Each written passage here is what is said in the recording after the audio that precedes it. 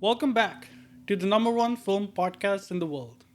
Your go to film podcast where we unpack the good, the bad, and the high stakes bluffs. From Oscar contenders to New York's underground poker dance, we don't fold on any film. I'm Sparsh, here today with our guest, Amish Devarajan. And today we're going all in from the poker world, brought to you by Spanky Pictures and Miramax Films from 1998 Rounders. Why? Well, poker is always going to be a part of my life. I know that now. So um, it was a fun watch when I watched it the first time. And now when I saw it again, it it told me a little bit more about you said it before we started. It's like one of those movies you watch and then you watch again after a while, especially when it's grown a lot in popularity, and you can really see what they were trying to do at that time. Yeah. They were really trying to make it accurate. Yeah. Yeah, it didn't end up completely accurate, but I think it was. That's why most people call it the best poker movie of all time because nothing really has come close. True. I think most I've seen is blackjack movies. I haven't seen any of those. I don't play blackjack. 21. I don't think I've seen that. Yeah, it's the one where I think it's Kevin Spacey. He hires this group of Oh yeah, no, I've seen university that one. students who are like, hey, and like special class. Yeah. And I think that was really cool to see. And I don't remember when that movie came out, but I think it was probably post the whole poker boom. I'm not sure. The first poker boom was like I think in like the early 2000s. 2000s. It all started with this person called Chris Moneymaker. Chris Moneymaker. Yeah. Oh, okay, I want to know more. I Moneymakers obviously is like what do you call it? Like a pet name, like the name given to you. Yeah. But his name was Chris something, and he won the World Series of Poker main event, Yeah. which made him. I think it made him a millionaire on the spot. Well, back then. Yeah, something like that. I'm not 100% sure what exactly the prize pool was, Yeah. but like always the best poker players were there. Um, and it's like leading up to that, the World Series of Poker was always happening, but only the best players were constantly winning. Like the people who would come in to try Yeah. their hand at like a lucky shot, Yeah. they were always losing because like there is a skill aspect to it. It's not just like take True. a shot. Like yes, you can take a shot and win. And there's a poker player Patrick Antonius that describes it this way. He says like the way like poker is about luck, Mm-hmm. but the way the skill aspect comes in, let's say you're buying a lottery ticket, someone who doesn't know how to play poker, when they buy in, they're buying one lottery ticket. Yeah. Someone who does know how to play, they're putting in the same buy-in, but their edge is as if they've just bought 20 lottery tickets. So Ah. they stand a higher chance to win, but you can still win. I actually find that very interesting because I'm definitely one of those people who believe like, oh man, it's all luck. You know, I definitely think it's a really nice skill to have. You know, especially when you're like in a group of strangers and you're like, I can play poker, Yeah. and then you take their money. I think that's like really cool, and uh, something he mentions in the movie, which is like you don't remember The wins. the wins, but you Yeah. always remember the losses. Yeah. And I think that was such a cool line because it really matches to real life as well. Anyone who's played poker. Right? No, not even poker, and just like life in general, where all Yeah, the things we true. feel that all the bad things I remember, but all the good things I have to really think about. So if you take somebody's money, they're gonna remember you for life. Like, oh, this asshole, I lost like $30,000 to him. I love movies that explain a little bit about the world because there are so many movies out there, so many storylines, but making an kind of like an informative movie close to, I guess, the poker boom. Not a lot of people. I think even now, a lot of people who play like or indulge in poker are just like those tourists they talk about who are just like, oh yeah, I'm here with my family in Vegas. I'm gonna go and play on a table for a little bit, but there is a skill. I would say now, Mm-hmm. especially with a second poker boom, um, there's a lot more people who go and play poker. It's not the tourists, Mm. it's the people who are like they know how to play. It's just a matter of how well does the person you're playing know how to play. So Ah. you pretty much know everyone's. And if he also says this in the movie, it, within the first 30 minutes of sitting down at a table, Mm-hmm. if you can't spot the fish, you Yeah. are the fish. Yeah. So that's the same thing at a poker table. Like that is pretty accurate. Yeah. That was gonna be my question about like, are there fewer suckers now Um, than before? Actually, probably not, Probably not. because like since the first poker boom, um, the like population has probably doubled, True. right? On top of that, there's now more people playing the game, Mm-hmm. and the thing about a sucker, like a sucker is someone who's like really bad, but Mm-hmm. where the where the your money comes from, like when you win in poker, it's not about always beating the person who's the worst, Yeah. because they will not always be there. It's about beating the person who's a little worse than you. Mm. So if you can recognize that and you can play back against that person and target that person, um, like that's where you start to make your profit as a Profit. skilled poker player. Going back to the first poker boom, Chris Moneymaker. Yeah. So he won the main event, and when he won, he that set off a whole, like everyone was like, so basically his story was he was just, I think he was like a trucker, or he was just another guy. From Like, Texas. I don't Ah, know. okay. He the way he got his seat in the main event, it's like he played a poker tournament online Yeah. for like $48 or something like that. And that tournament, if you won or came in the top 10, you didn't win money. You won a free entry into this World Series of Poker seat for Yeah. this tournament. That is a $10,000 buy-in. Oh wow. So basically, he invested something like, I don't know, $50, and he came in the top 10 of that tournament. So he got a free seat See, into there, nice. and then he won the tournament, Oh. which like almost, Yeah. I'm pretty sure made him a Biggest millionaire. ROI. Basically, yeah. And that story brought a lot more people who were like, oh, we can just take a shot at this. True. So at that point of time, that's when you saw the most, as you said, suckers. Mm. And that's when a lot started happening. So now with this poker boom, people are a little bit more aware. Yeah. But I think a lot of this poker boom has done is it's brought back previous players, first of all, who had left the game. True. And it's obviously brought in a new breed of like fish. Yeah. But there's an issue of now AI solving poker. True. Especially on the online.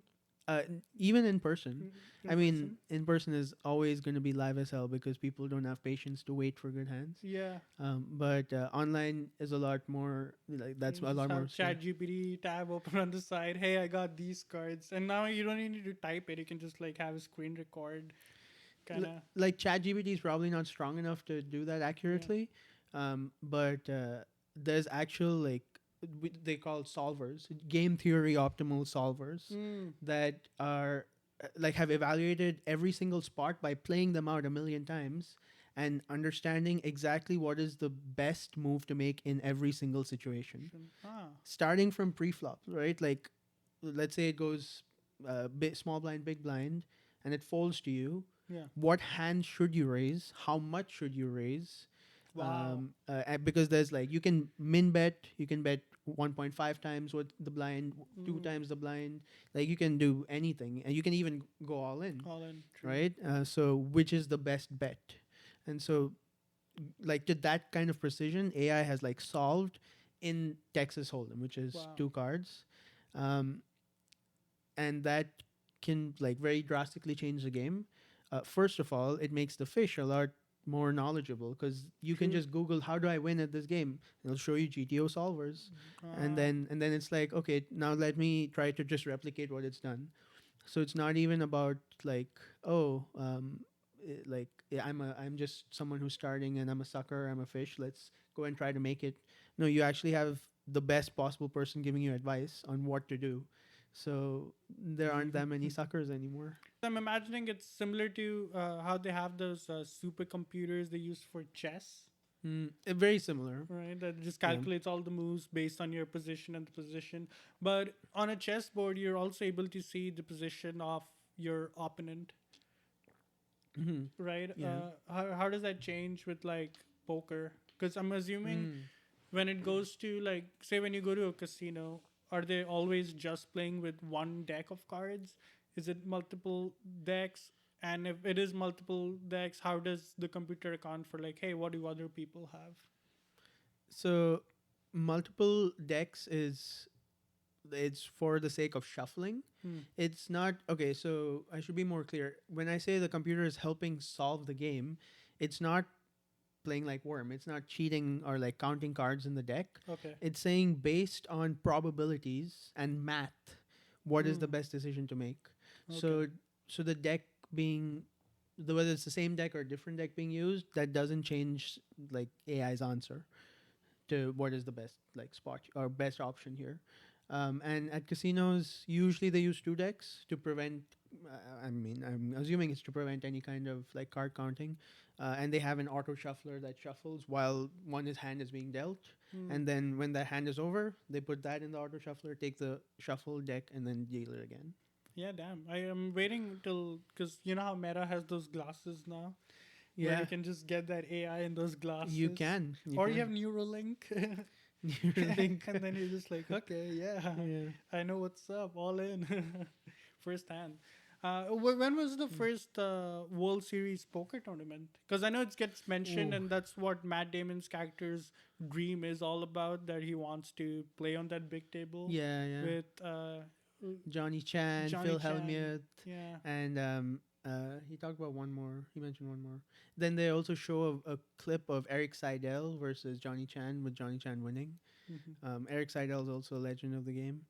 Um, and he talked about Doyle Brunson.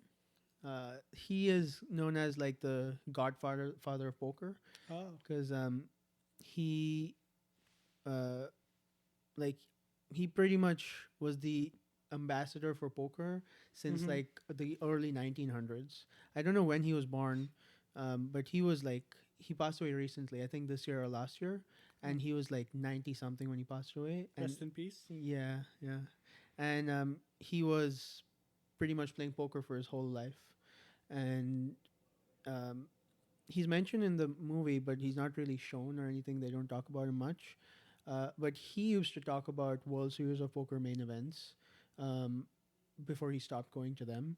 I don't know how early it was. I don't know when they first started it. Um, but I remember the concept at first Hmm. was like if enough people join and are willing to play against each other, then we can make one of you a millionaire on the spot. Do you think like the movie, especially like the opening of it, Hmm.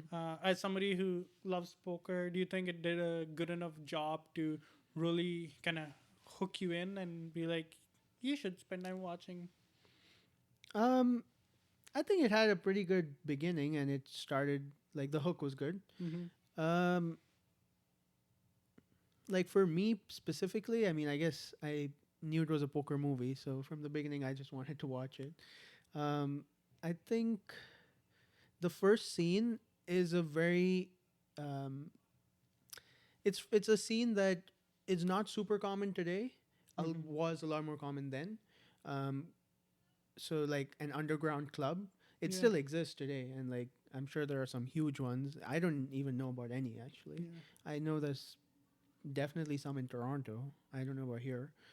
Here, if you ever want to play, it's either a home game or a casino. There's really True. nothing else. And those background or sorry underground like poker games, poker rooms are like they can get pretty wild. Yeah. And I think the whole idea of using like the Russian and his name is Teddy KGB, Yeah. it's because like that's their reputation. Like Reputation. if you, um, let's say you take a line of credit, you don't pay, Yeah. they will break your bones. True. They will leave you just to the point where you're, like slaughtered but alive, Yeah. So you can so that you can pay back. pay back, right? Exactly. Yeah. Yeah. Okay. Now you get one more week. Yeah. Otherwise, this happens again to you, Yeah. buddy. Exactly. Right. That's a very like dark side, I guess, for these underground clubs. I was gonna ask people to like if you guys know underground places. They But probably wouldn't if tell you you. tell, Yeah. yeah, it kind of cancels it out. It got me, man. Like I saw that, that beginning of the movie where he's just collecting money from different parts of his house that he had Yeah. stored away, and then he's like, okay, I'm gonna go all in today and That's a take bad it. decision. So Yeah. okay, so that's another thing that like I guess computers have taught us today. Mm. You want to have a decent amount of backup, and by Mm. decent I mean like you. A good rule is at least 50 buy-ins of the stake you're playing Mm. 50. before you play at that stake. 50 is, some people might also call that a little bit too low. Like some people say ideally you should have 100 buy-ins, Wow. but because the variance of just poker, like you can get it all in aces versus seven deuce and Yeah. lose 15 to 20% of the time. So it's still very, like there is a luck element involved to it. And because of that, like if you just look at statistics and probabilities, it is possible for you to lose 60 buy-ins back to back to back to back of aces versus seven deuce, Ah. and only then start to hold when you're ahead. Because in all of those situations, you're the massive favorite, and to lose every single one, it's like a one in a quadrillion chance where it's possible with how many hands are being played and how much poker is being played. And like a lot of people would call that a bad beat, but at the Yeah. end of the day, that's just poker. Yeah.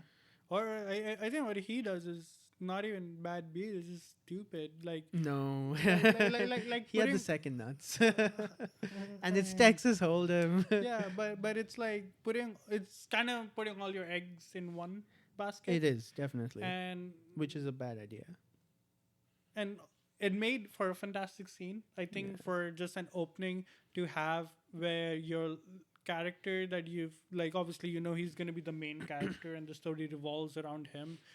It's really nice to see that they just don't show him being really good all throughout, but they do preface it saying, okay, he's a player who comes to these underground games often. He talks about how it is not really about just luck, it's about skill. And then his interaction with Kanish Mm. is what kind of, it's like that.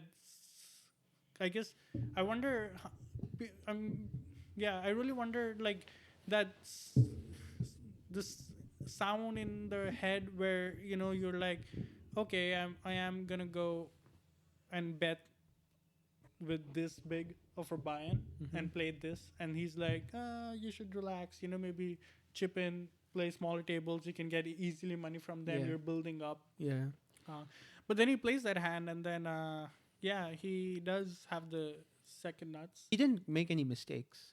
Hmm. Like, if anything, the hand was played to perfection by both players. Hmm. So, okay, so first of all, Teddy, in a typical situation like that in Texas Hold'em, you would expect when someone holds aces Yeah. and someone has raised it to them, Yeah. they would re-raise. So he plays the gullible game of like, I don't have anything. He plays yeah, gullible is one way to put it. It's more he's taking a passive line, which was very smart by him in this case because he knows how what's Matt Damon's name? Matt Damon's name, I totally forgot. Whenever I have these big actors, I always Mike. Mike, yeah. Mike McDermott. Dermott. Mm. So when yeah, so when Mike, he knows the way Mike plays, which is like um, he talks about it. He when he's telling the judge what to play, tight and aggressive. So you want to fold a lot of hands, play a very much smaller range of hands, ranging from. So if you're playing Texas, you can have ace ace, ace king, ace queen, ace, and forever. Yeah. Right. So you want to play a very small range of hands that usually are in like ace to 10, like have no card that's lower than that in your hand. And if you do that, you're playing a very tight style. You're folding a lot of hands, but when you do have one of those hands, you play very aggressive. So you bet, and you bet big, and you just keep betting. You don't stop, because when you play a hand, you play only the best few hands that others will be making mistakes against you. So that, like, KGB knew that was Mike's style. So when he knew he was going to be aggressive, so he just called. Some people would say like he made a mistake because he should raise, because against a tight aggressive player they will re-raise, right? Or Because fold out. re-raise They or don't fold. have anything. Yeah. But then I would say, like, well, he had aces, so there's nothing that beats him, unless something like kings, which, okay, if he has kings, he has kings. Because he ends up with 9 fulls of aces, and he ends up with aces Full of nines. Yeah. Right. So then, Story of my life, dude. well, that's also, it's quite rare, and especially given that line to Mike. From Mike's perspective, if I was him, I would get stacked there 10 out of 10 times. Like, he made all the right. So he bet on the flop. Okay, pre-flop, he raises. KGB calls, it's heads up. No one else is in the pot. Then flop, he flops 2 pair, ace, 9, 6, with 2 spades. And so Mike is like, okay, I'm gonna bet big, because against most people who are like the tourists, as you say, the fish, they would get scared if you bet too big. So you want to keep them in the pot. So you want to bet really small, like maybe a tenth of what's in the pot, or like 20% of what's in the pot, something like that, really small. But he said Teddy KGB is smarter than that. If I do that, he'll sniff it out, and he'll realize, oh shit, you have a strong hand. So I'm gonna make it look like I want to buy the pot right now, because I'm supposed to have a tight aggressive image. Right? And then I'm gonna bet big. So he bets big, and Teddy's like, what's going on here? Let me eat an Oreo. Let me eat an Oreo. Well, what a foreshadowing. Yeah, right? That's really cool. Yeah. Wow. So that's interesting, because I was gonna ask you, like, if you would have played the same hand as Mike does. Oh yeah. So to finish the hand. So on the flop, okay, he bets big, and Teddy's like, okay, let's do it. I'll call. Then on the turn is a 9. So now he, like, Mike has a full house, ace 9. Oh yeah. True. And Teddy has aces full, so the better full house. And now Mike's the way he describes it. He says, okay, when I bet big and Teddy called, I have top 2 pair. Like, what can he call with, right? Maybe he's on a flush draw because there's 2 spades. So I'm gonna put him on a flush draw, which is a likely part of his range. So say, okay. So then on the turn, the flush didn't hit. The board paired, which is scary for a flush draw, because now a flush might lose to a full house. True. If he hits his flush. So he's like, so I'm gonna slow down, because I want him to hit his flush and catch up. Because if he hits his flush, he can't win. Yeah. Right? So he's like, okay, I'm gonna check. And now Teddy, he also knows, oh shit, I can't scare this guy away. I have this. Teddy thinks I have the second nuts, because he only loses to quad 9s. Yeah. Right? So he's like, okay, I have the second nuts. And what Mike thinks is he also has the second nuts. Yeah. And Teddy can't have aces because he didn't re-raise pre-flop. So he basically has the nuts, because Teddy can't have quads if he has a 9, and he has an ace. So, like, there's only one combination of aces that's remaining in the deck. So Teddy has the second nuts according to him. Mike has the second nuts according to him. And then so on the turn they both check, trying to trap each other, and then on the river the spade hits. Yeah. And this is when Mike is like, okay, so now I hope he probably hit his flush. Yeah. So I'm gonna bet. I think he bets pretty big. He bets 15,000. Teddy. So Teddy's the one who I think. Oh no, he checks and Teddy bets. And then Teddy bets 15,000, and then Mike calls and then re-raises it. Mike goes out. Yeah. So on the river, so it went flop, bet, call, then check, and then on the river he checks it because he says, okay, if he hit his flush, he's gonna bet. So he's like, okay, I'm gonna check as a trap, and Teddy's like 15,000 over bet the pot.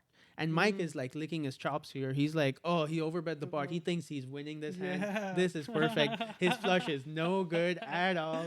The false sense of Yeah, man. security. He's like he says in his head, all I'm thinking about is Vegas and the fucking Mirage. Yeah. That's like the whole idea of that is you go to Vegas and you play poker when you've made it big.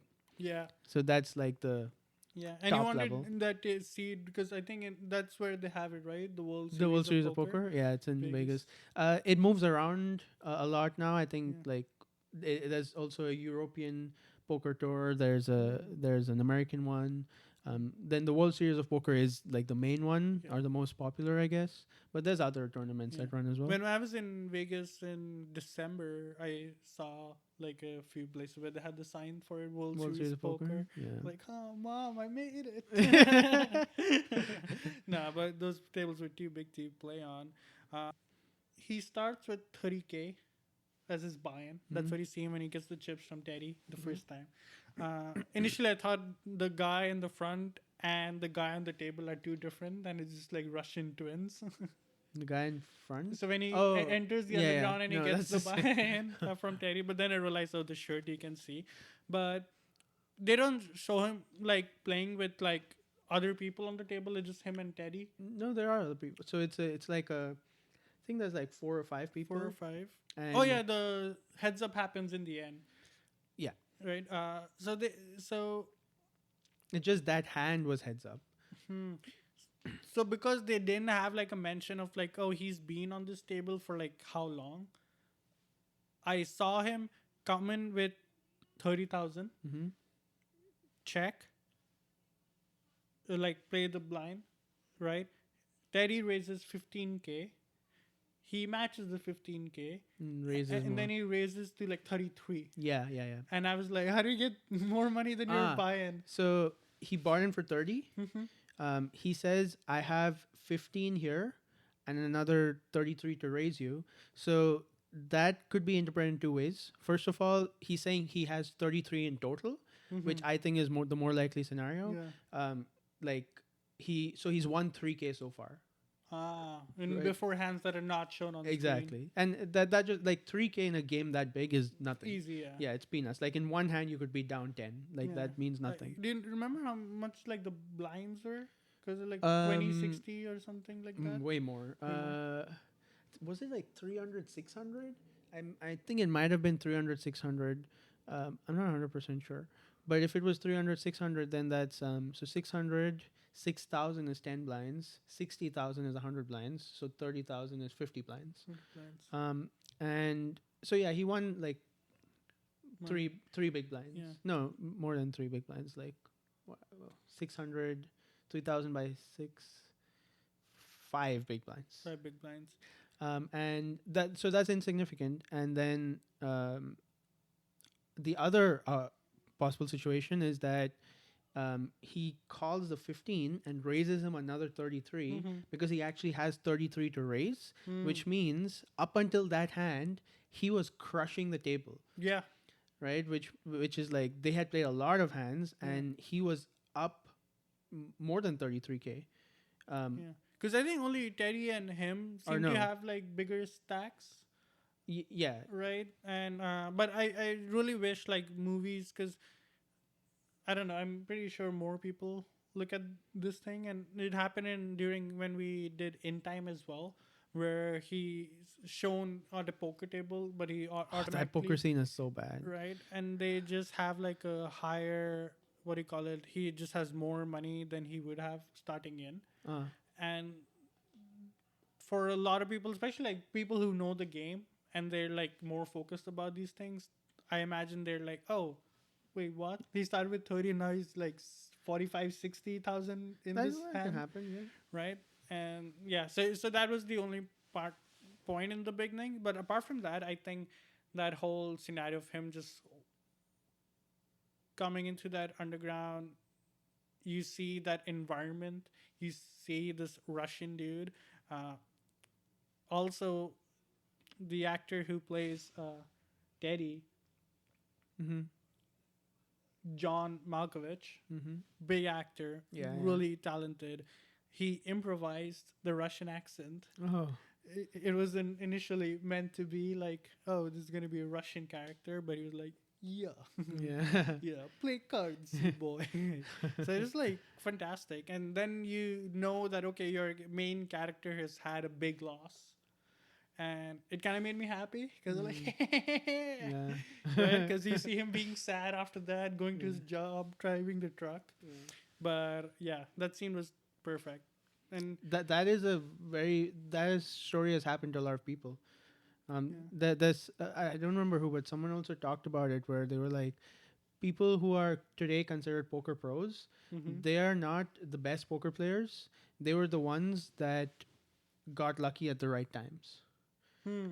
because there are a lot more skilled poker players that when that big hand came, when they took their shot, they Yeah. lost, and that was it. That was their decision for them to be like, I'm out. Uh, yeah. Yeah, Because I can imagine it's so addicting, that thrill, especially when. that's called gambling addiction. Yeah, exactly. You know, and people are like, it's okay, I'm just gonna bluff on my child's education and college fund. And. That's something I try to explain. It's like you're, in a way, you're playing poker every day with in your whole life, because you're always taking risk for some sort of expected reward. Mm-hmm. Like what you said about sending your kid to college and gambling with that much money for tuition, Yeah. you're gambling that your child will become successful and won't have to rely on you, maybe even will help you, Yeah. right? And that's why you're spending how much ever the tuition is. Yeah. Like, why are you raising them? You're gambling that they will grow up and survive rather than throw their life away, Yeah.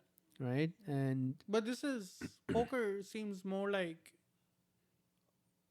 a it's more tangible in poker because it's real Yeah. money. Yeah, yeah, true. It's very like, more I bet this, tangible. I either get double or I lose it. Yeah, and when it's gone, it's gone. Yeah. There's like You can't be like, take back, see, I was Yeah. kidding. No, Like, oh, that's the game. Oh, come on, right? Like you can't be like Doctor Strange, turn back time. Yeah. The eye of Agamotto. No, but yeah, because there's so many stories of so many people who've sold their houses. Hmm. So many, yeah, you know, oh yeah, there was a mortgage on the house, but the house is gone now because all the money Mm. I would have had for the mortgage is now gone in poker. And it's like, if I can just win this one big hand, then I Mhm. can make it. That was a really stupid decision by Mike, because Mm, even though possibly the best player at the table, he could still lose, yeah, right? And he did lose. And that was the mistake. Like, okay, and also at the hand, like he got cooler, nuts versus second nuts. But if he was playing his regular game, which is the $500 buy-in, he would have lost that $500. And then he True. could continue and build it up slowly and maybe take that shot in a year where if he did lose like that, he Yeah. wouldn't be totally down and out. But he bit off more than he could chew, basically, True. and he got punished for it. So you should have just folded on that 15,000 No, raise. no. The No. hand on the river, he checks. Teddy bombs he bets big. He's Yeah. like, you have a flush draw, you're no good. Or you Yeah. have a flush, you're no Yeah, good. this ace is not gonna. If something comes up and he's like, I think it is. He mentions the ace, right? That's at the end. No, was it not the ace? Oh, Yeah, at the end. He said that ace oh, could not have helped you. helped you. That was the last one. But this is the first hand. Yeah. And then so basically, Teddy bets 15K, and Mike is like, whoa, I need time. Like, he's trying to pose weakness. He's trying to say, like, oh, man, you just bet 15,000. Oh, my God. Not like I have the second nuts, Yeah. right? And he's like, okay. And then he counts out his stack, and he's like, you know what? I don't think you have it. He says something specifically. I don't think you've got spades. Yeah. And then I go all in. So that was also a verbal speech play, which is a part of poker. You're asking how poker is different from chess. Yeah. There's a lot of elements to it. We can get into that as well. Yeah. So Mike is like, yeah, I don't think you have it. I don't think you have the flush, and I go all in. Mm-hmm. So when you say that, if I say that to you and you have a flush, you're gonna be like, I do have the flush. So you think I don't have a flush and you're going all in? Okay, I call. I have a flush. Yeah. But that's what he was playing at. He's like, he wants you to call with a flush. And then Teddy's like, okay, well, you're right. I don't have the spades, and he's putting it in one by one. And Mike already knows Yeah. because he's a good poker player. He's still not thinking, yeah, put it in. Yeah, you're gonna lose. Yeah. The second he's like, you're right. I don't have it. Instantly, he knew. Oh. He's like, oh, I knew it before even the cards were shown. Mm. He had aces, which was the nuts. That feeling must suck, man. Like, Happens to every poker player. yeah. You can be shown the nuts with the second nuts. It's a more common occurrence than you'd think. In that specific hand, it's pretty damn hard to fold. And against that specific player, like Teddy KGB. Well, to be fair, Teddy KGB was also known as a good player. I think there could, like, if you ask other poker players, they might make an argument that if you could go back to the hand on the river, he would just call the 15 instead of go all in. Because then he's basically like minimizing his loss on the 1 in a million chance that that guy has the nuts. But then if you look at expected value, that's not, you can't base 999,999 options or decisions based on the possibility of that one option. Yeah. Right? So you have to go for the correct play in the long run. And that goes back to why that was such a stupid decision for Mike, because the long run only applies when you have enough to handle the bad beats and the variance, to get unlucky and still not be down and out. And that can only happen when you have 50 to 100 buy-ins. So if you get even unlucky for a string of 10 straight buy-ins, you're still not down and out. And in the long run, you will win. Like, it's in a way, it's like the stock market. Okay. So it's like you hold it for a long enough time, Yeah. you'll make money. If you try to work with the market, you will get so frustrated with the ups and Yeah. downs. You because then can't you judge. get too narrow focus in all the Exactly. swings. Right? You're Exactly. like, oh, I lost so much money and I'm a bad poker player. Exactly. I don't know how to read my cards. And then you Yeah. start second guessing and you keep down, or you're like, oh my God, I'm the best poker player. That's called reverse tilt. Yeah. That can happen too, where you win a really big pot and you go on reverse tilt where you're spewing. You're just betting every hand. Yeah. You're betting and anything you want. You're like, I'm invincible. I'm indestructible, and you lose everything. So coming back to the film, back in 1998, I wasn't even born, Yeah, right? And you said poker boom happened in the 2000s. I'm pretty sure. Right. Yeah, Uh, I think it was 2001 or 2004 when Chris Moneymaker won the main event. main event. Yeah. Do you think if he would have won poker and then they would have made the movie? Would have had made it better for the movie and its success? Because it did come before the. It came before the. Yeah, I think you're right. Because Johnny Chan, Eric Seidel was before their time. Yeah, you're right. So it would have come before. I mean, Eric Seidel still plays. I don't know if it would have been made better. Or received better? If that's It probably would have been received better. Definitely would have been received better. What I'm thinking about is like the reason it became a poker boom after he won. Like, yes, it was his story, but it was also around the time where the main event was starting to be televised. True. Right? And it's like, yes, it was televised before, but it wasn't on like major channels and stuff like that. And so now more people had televisions, more people were seeing this. People from all over the world were hearing about the story of a guy who became a millionaire over 7 days from a $50 satellite ticket. Yeah. Like that. Fuck you, really Jeff Bezos. He's still richer. Yeah, probably. Yeah. Jeff Bezos does the actual gambling with lives. He runs a poker site now. ACR Poker, America's Card Room, something like that. Yeah, I imagine that would have been like a fundamentally revolutionary change for the poker business, right? It's like how like, you know, once upon a time UFC was nothing, and then it eventually slowly grew. Dana White got it when for like, I don't know, like I guess 20 million, I don't know. right? And then it got televised, and then people really received it and picked it up, and then Yeah. it became like such a big thing now, where Hmm. they're talking about having a UFC fight in the White House. Really? Yeah, Oh my god. which is crazy. But That's pretty wild. Yeah. right, when you have something like poker, which you can just put on a channel and kind of go through the thrill of, oh, what's gonna be the flop, turn, and river, Hmm. because I've only played like home games, and that's my fun in the game, is just like, ooh, what's it gonna be, and how it's gonna connect the dots, and what is in my hand. I mean, to be honest, if you watch a poker, like if you watch the World Series Poker main event, the Yeah. live stream, it's pretty boring.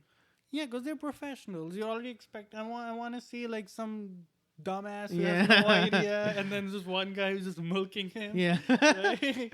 Like especially another thing is the speech element to it was a lot more prevalent before. Now it's much less, Much and less. and a lot of the people who try to add that speech element, Yeah. there are most of the time looked down upon, and sometimes they're given penalties even. Oh, Um, gross.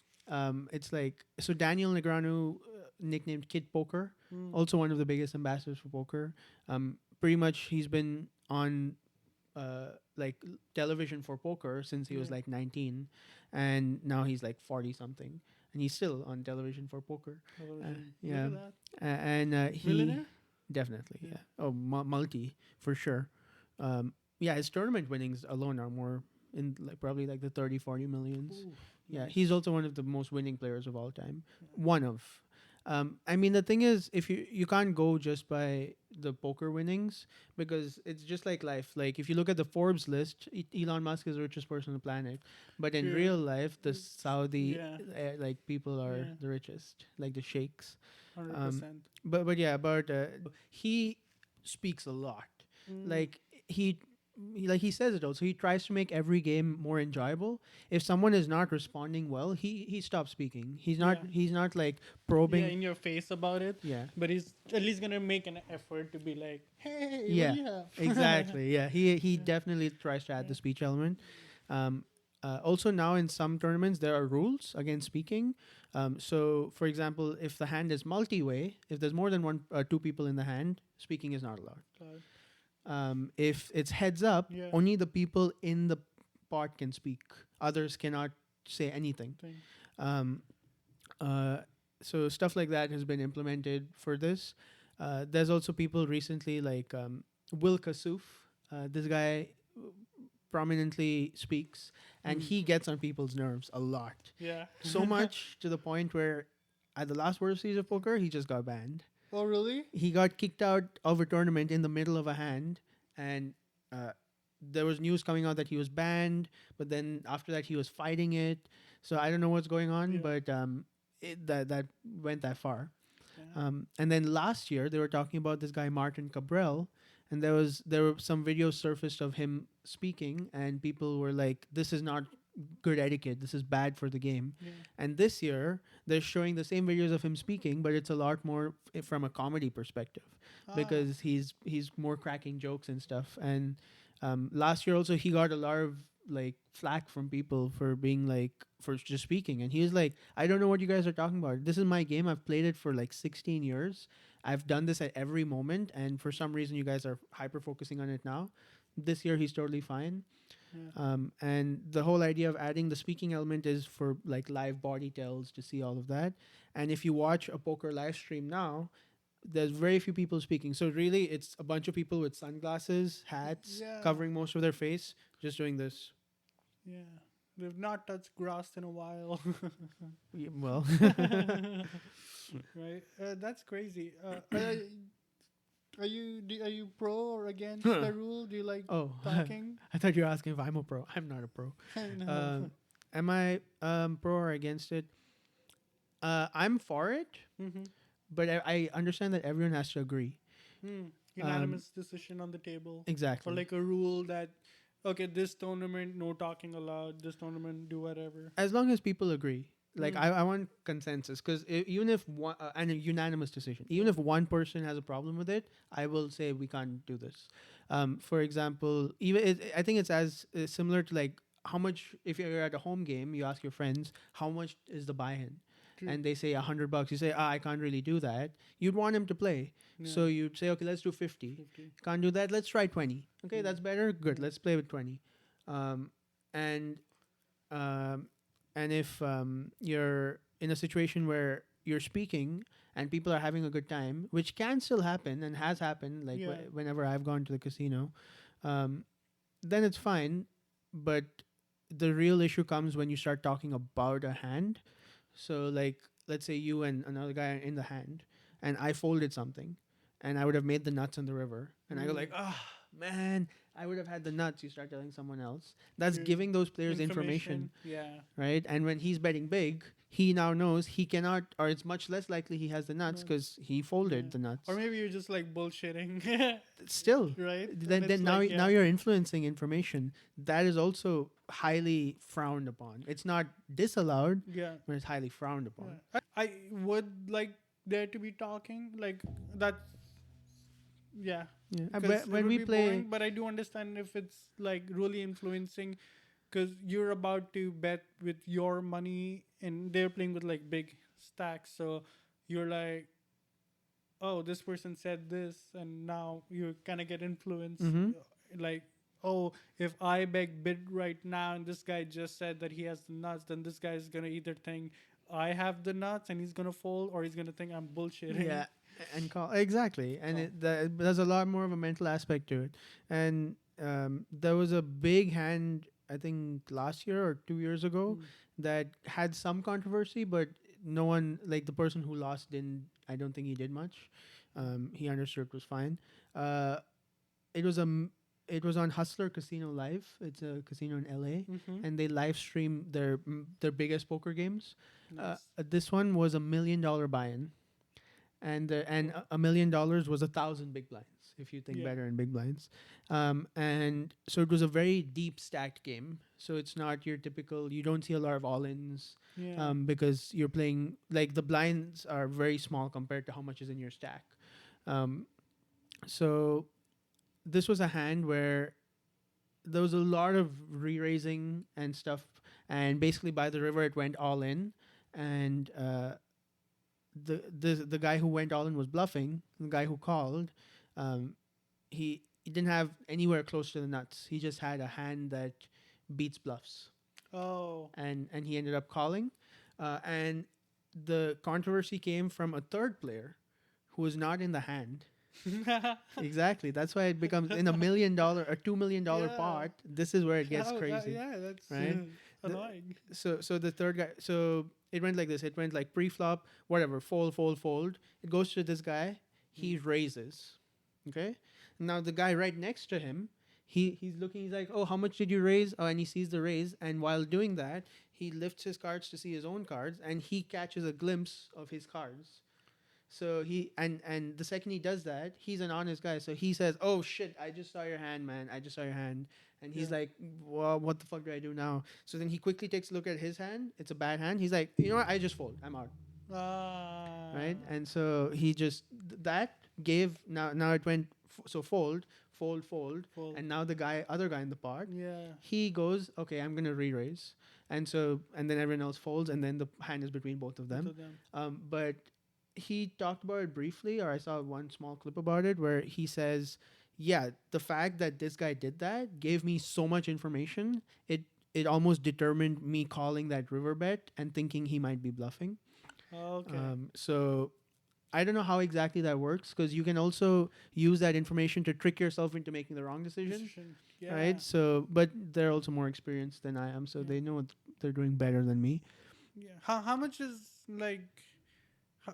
Do you think is like gut feeling where you're like, okay, this guy is, because I think it's Mhm. like when two fine swordsmen fight each other, right? It's kind of that, like both people act who are like professionals, kind of have the same information about the game and techniques, but have their own nicks and nooks on how Yeah. they're better or Yeah. they prefer the game. So how much is it like at the end of it, just like, okay, I just have to call bullshit or not? Yeah, and that can definitely come down to a player specific decision like that.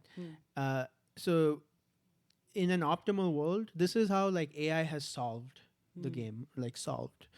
In an optimal world, um, you when you bet big, Mm-hmm. you are bluffing half the time. You are betting for value half the time.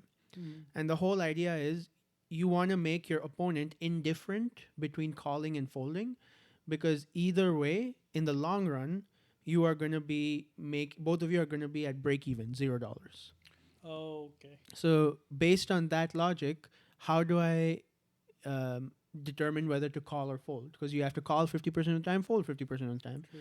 So a lot of it is like, should I just call bullshit? And what you're talking about gut feeling, it's beyond that. It's instinct. And it's your Mm. instinct that is trained from years of experience, right? When you've been playing for 35 years and someone is betting huge all night and now you're in a pot with him, you have the second nuts and he's betting huge again. You just have a gut feeling like, I actually think he has it this time. And Mm. if sometimes when you listen to yourself, you're right, sometimes you're wrong. Wrong. But I I always try to say like listen to your gut instinct, especially when something it's like very familiar to you, because at least that way you can train yourself on whether your instinct is good or not. Not, yeah, I get that confidence, Yeah, right? That oh, I feel, and then I called it, and it turned out good. exactly. Yeah. Yeah, so now you're training that in your brain to be like do that more. So listen to yourself more. Listen to your gut instinct. It could also go the other way, and then you'll be like, don't listen to my gut instinct anymore. Like fuck that. Go by the math. Go ahead, man. But it's kind of just playing the safe. I'm just gonna play the theoretical poker. Yeah, yeah. Mm. Theoretical. So it's funny because theoretical poker is the most unsafe poker because it requires you to make crazy bluffs Mm. and requires you to make crazy hero calls, because by definition, like an AI player is playing against an AI opponent. So it knows that this opponent is capable of making those crazy bluffs. So it has to Mm. make those crazy calls. Calls. And it knows that this person will also call correctly. So it needs to make crazy bluffs to get it to fold. Yeah. Oh, So- that's where game theory kind of comes into poker. Where it's like I Exactly. know what you know, and I know that you know that I know Yeah. what you know. Yeah. Right, and you guys can kind of work that out. And that's the leveling game. Yeah. Right. Talking about betting, let's talk about how much do you think this movie costs to make? I have no idea. No idea. You want to throw in a number? I mean, can you give me an estimate of what movies costed around at that time? At that time, I actually not 100% sure. I'm looking at movies that came in 2000. Like we saw a movie which was 2015, which was 40 million. There are movies. Okay. I would say around like anything between 500K to 5 mil? see that's the thing. There's not a specific budget that goes into making a movie. I It's guess kind of everyone is different. yeah. It's like the director who's making it, the extent of you know the crew and the cast he has. This movie does have a big cast, so that's a good hint I can give. Uh, so Matt Damon They were becoming big then, becoming big. Okay. right? Yeah, yeah. Okay, so I would say, okay, let's see. Set on the locations, they showed scenes of Atlantic City, Yeah. but I'm guessing it was mostly filmed in New York, Mm-hmm. right? New York, New Jersey, New York, New Jersey. Okay, So the- Rutgers. college. Yeah. Oh wow. Okay. There it's Rutgers law school, That's the yeah. one they filmed. Okay. and I was like, oh my god, because I almost went to Yeah, Rutgers. but you wouldn't have gone to law school. No, but yeah, Yeah. I could have been like Matt Damon shot a movie here. Yeah. Okay, so location maybe like 2 or 3, so not that many. Mm-hmm. Then in terms of the actors, they were upcoming, so semi-established. Let's say Mhm. semi-established. Yeah. So they probably had hefty paychecks. Yeah. And then,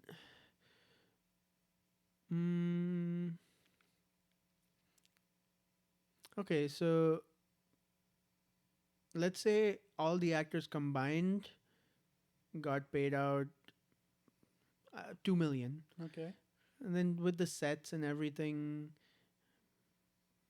sets plus paying the crew, let's say that came up to four, so 6 million. Mm-hmm. How close is that? That's half of it. That's half of it. Yeah. Yeah, 12 12. million. Yeah. 12 million was the budget. I think one of the main reasons was a lot of the underground places Mm. they have shown in the movie are actually sets Mm. that they have built that match what actual underground poker areas look like. That was pretty accurate, I would say, with the metal door and the cage. Yeah. I really want to be like cool enough one day where I get invited to one of those parties where the guy opens and you see his eyes behind that metal gate, Yeah. like password. Yeah. Yeah, someday I would love to do that. But yeah, that's what it's always interesting because when you see any movie, especially nowadays, you see and you're like, okay, movies are like, 100 million, 200 million to make. Mm. But back then, there was a lot of, I wouldn't even say like a lot of return, but like the money that wasn't was being return. used was being spent well, Mm. right? Because I don't think this movie did really well. Yeah, exactly. That was another reason they didn't do a part two. Yeah, because it just made, I think, 22 million. Mm. And as per industry standards, 50% of that goes to the distributor. Okay. So like no matter how much, it's kind of the deal they make before the movie's made is Yeah. like, okay, we don't pay you anything up front, but whatever revenue we get, we give you 50% 50%. for showing it in your Mhm. screens. And so that's pretty pretty good much deal. break even, Yeah. right? Maybe even losing a little bit Yeah, losing a little bit. after taxes. Ugh, taxes. In New York, Yeah. right? Even worse, Big loss. right? That's where Texas started in. Sorry, poker or Texas Hold'em. No, right? 'Cause- that's not. Hey, That is let me make definitely my not theories. why. The reason I say, and a lot of people agree that it was one of the best poker movies, is it's not just that the poker is accurate, it's the life revolving it is accurate.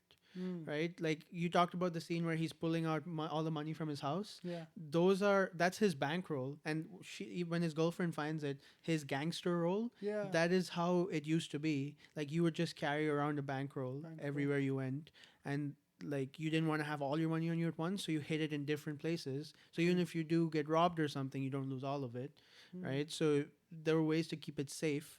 Then you only leave the house with one of those, One of those and then for the safety. exactly. Yeah. And then the other parts were his girlfriend constantly having issues with it, and even getting to the point where he has to lie to her because she won't understand. Yeah. Like obviously that's not the way to handle a relationship. Yeah, that's a little bit dramatized, but yeah. also reasonably true. Where a lot of people are like, she won't get it, She won't get it. and then the thing he mentions is like, oh, the table.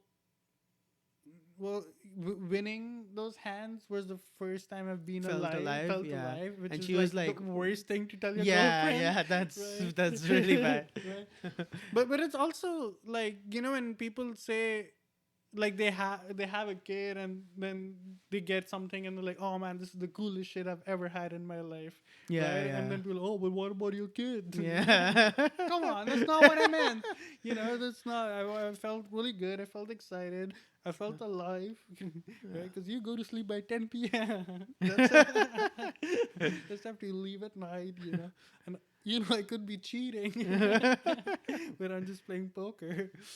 That was, I think, yeah, I think like it's like, of course it's a bad thing to say because what about her, but also I think she also has an issue with the fact that it is poker, and to some extent he's right that she won't get it because she is constantly looking at it as gambling, as gambling, as gambling, as Yeah. gambling. And even when she like leaves, she says, like when they meet again and then she leaves, she says, I would say good luck, but I know you say your game is not about that, Yeah. right? Because that's clearly her saying like, look, I'm like, I've heard you out, I understand you, Yeah. but this is not it. Yeah. And to him it's like this is it, you can't see it, True. and But like she deals it in a very, I think, a healthy way. She's not dismissive. She's not trying to not talk about it, because she really, when he comes in, when she first moves out, she, he comes back and confronts her like, hey, are yeah you just giving up on us, is this it? yeah And she's like, hey, you're the one who taught me, when when you feel don't like have your a ways hand out, the best is just fold fold. yeah And she's smart enough to recognize these things. She's studying to be a lawyer. mm-hmm. And I would have done the same thing, honestly, If you were her.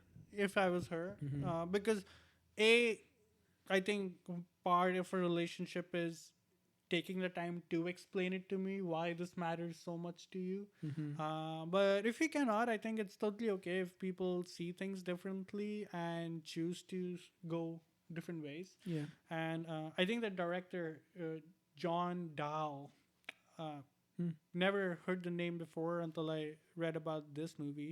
Mm-hmm. Uh, he's done exactly what you mentioned, like a great job of giving, not only like, it was not a movie that was, oh, this is poker and this is just information. Each dialogue, each quotation he had from all the books he had in his house, Mm. right? All those things Those are really, real books. yeah. And Yeah. so it really connected, because you see him in the first scene as you open those drawers, that, oh, there's a poker book Yeah. here. So this guy's like not only like a gambler, but he's actually passionate about poker. Yeah. And then to give in the insight, oh yeah, people lose and then they have to go do a shitty job, and then they just That suck it up and that's do so it, real. right? Yeah. And so just so that you can get another buy-in money and then go, and then you have people who like cheat Mm-hmm. as well. So I think he did a pretty reasonable job. The people who cheat is definitely, it's a lot more strictly monitored now, so it's Mhm. harder to cheat. But at home games, still definitely. Yeah. Yeah. Even I caught a cheater once. Yeah, tell me about that. um, I won't go into too much detail, Mhm. but basically, this guy at a home game I used to play Yeah. in, he was basically, I caught him a few times. Whenever he liked to hold on to the deck, because a lot of people didn't like to shuffle and deal, so we were just like, if you just want to do it for all of us, that's Yeah. great. Um, Oh, that's risky. well, but we always played Texas, Mm. and we just stuck to that variant of poker. Nice. And this guy, in the middle of the hand, he would just like lean back his chair and like rock. He would have the cards under the desk, and I saw him do that a few times. And sometimes I was sitting next to him, I would see him do that, Yeah. and then sometimes he would move a card, and so Whoa. I was like, "Hey, can you put the cards back up?" A couple other people caught on as well, Yeah. and then we talked about it. I don't know what they did to him, but pretty much we like stopped him from dealing. We didn't really like confront him. Yeah. Uh, Oh, that would have been. I was really hoping for that part of the story. Yeah, Like, I know. really, Well, KGB'd him. I don't know about what the others did, but yeah, I definitely didn't confront him about it. But I make it more obvious. I'd be like, "Hey, why are the cards under there? Put them up, like in front of Yeah. everyone," and stuff like that happened. But the cheaters is like, you'll only really find them in home games. Yeah. Like you could not go to a casino Yeah. and do People are something too like that. aware. Like people who are going and playing at a casino, I think, are usually a little bit more aware of what's- Casinos, tournaments, all of these, yeah. I'm well, especially on live when you have like cameras and all. And that's why I guess like how they decide like, okay, we'll just have one person whose job is like just to deal. hmm. Right. So actually, at last year's World Series of Poker main event, the main event winner, there was a lot of controversy after he won, because on the final table, so Yeah. the main event is like a 7 day long event, and on day one, there's like maybe, I don't know, 100,000 people that are registered for the tournament. Oh wow. By day two, it's down to like 30,000 people. By day three, you're down to 15,000, and so on until day seven, where there's probably like, I don't know, 50 people left. Yeah. And then the final table might be day eight, sometimes day seven, I don't know. And on that final table, there's like between 8 and 9 players left, and they get knocked off one by one. And in like the final three, or maybe even the whole final table, the guy who won, uh, it was a huge stage that the final table was set up on. Yeah. So it was like cameras everywhere, but also there was a rail where you could have your friends and family cheer you on, Oh yeah, right? I've heard.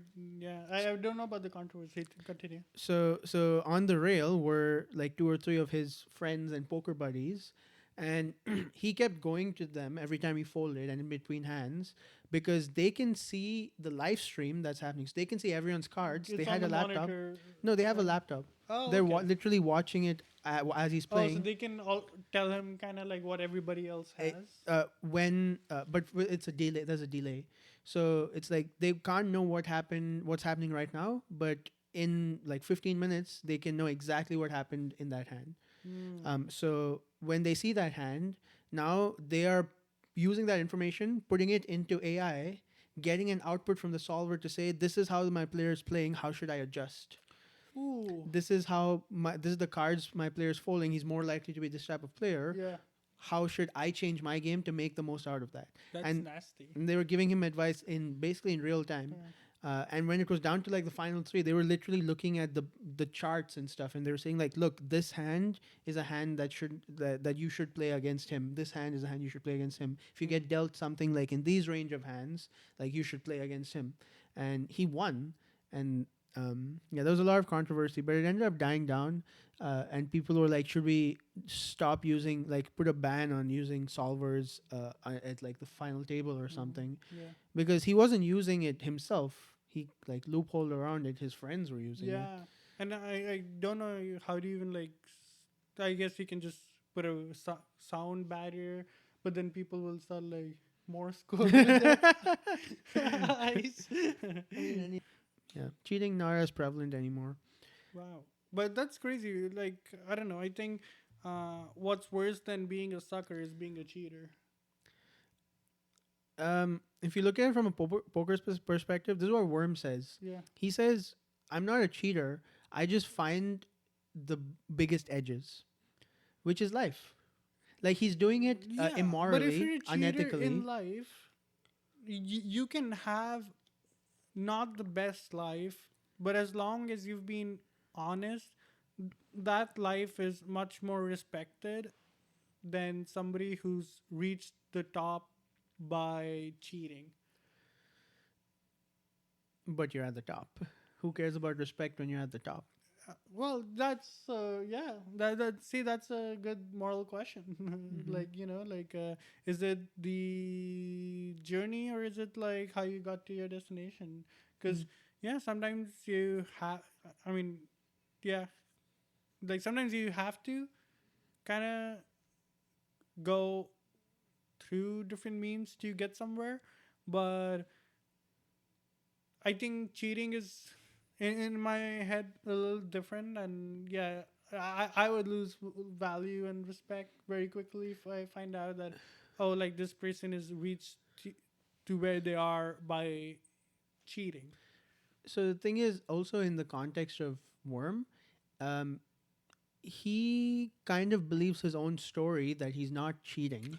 Yeah, he's an asshole. He's like literally dealing his buddy pairs. So his argument would be, Yeah. that's poker, Yeah, right? but No, I'll yeah. explain it, because it's dealer's choice, right? Mhm. So the fact that he can manipulate a deck of cards better than you can is always going to work in his favor, and that's, according to him, a part of the game. Just like speech play, But that's according just to like him. knowing the odds. Right. Like Yeah. like he might say, okay, well, I can manipulate a deck, but you can look up solvers and see which hands to play and which hands not to play, Yeah. stuff like that, right? So but if you're sitting on a poker table with a solver on your phone and then you're playing with that, would you allow that somebody to do that on the table? Well, there's a lot of I'm just saying from Yeah. his perspective. Like Yeah. there's a lot of things that I wouldn't do what Yeah. he's doing. I would want to beat someone straight up. Like how Teddy says, he beat me straight up. Straight. No. Yeah, exactly. You see, Mike has the thing where Yeah, Mike says that. he's like, I want to do it the right way, and he purposely starts losing those hands. So Yeah. that really, as an audience member, I'll take it in like a lot of more respect, because what Worm is doing is kind of like those magicians who have like a deck full of all aces, and they're like pick a card, Yeah. and the ooh, is this your card? Yeah, it's an It's ace. like, yeah, come on, all your cards are aces. Yeah. Yeah. Yeah. But very interesting. Talking about how much there is like a real character duality. Also, I wonder like how people viewed this movie and how critics viewed this movie. Do you wanna Hmm. guess the score? Uh, I think it would have done better with critics than with the audience. Hmm. I think critic score would probably be like with all these upcoming actors as well. I'm sure I'm not a good judge of acting, but I'm sure they acted well. Yeah. um, I would say maybe something like between like if I'm being conservative, I would say like 86%. If I'm being optimistic, like 92%. Yeah, What? because when I saw the movie too, I felt the same, Mm. but I was very surprised. Critics didn't like it that much. Oh, really? Yeah, I think critic score was like 67. Damn. Yeah, yeah. Critics were 64. 64%. 64. Okay, so that means audience was like 92%. Yeah, that's Mm. much better. 87. Mm. Which honestly, I think let's go audience. Uh, And critics also, like, it's just weird. yeah. I mean, critics get paid to write bad reviews, right? So When I see the Rotten Tomatoes score, I'm probably not like I'm gonna see, oh, people enjoyed it a little bit, Mhm. but they enjoyed it a lot more than the critics did. Mm-hmm. And then if I'm really taking the critic score to face value, then I'm like, maybe this is not a great movie, and it's just gonna be like more fun based. Mm-hmm. But when I saw this movie, I think this movie deserved a much higher critic score. I think the way the story goes, it is a little bit too long, but overall, just the consistency, the pace it has while giving you information and moving the story forward. Obviously, love movies based in New York. The city is just fantastic.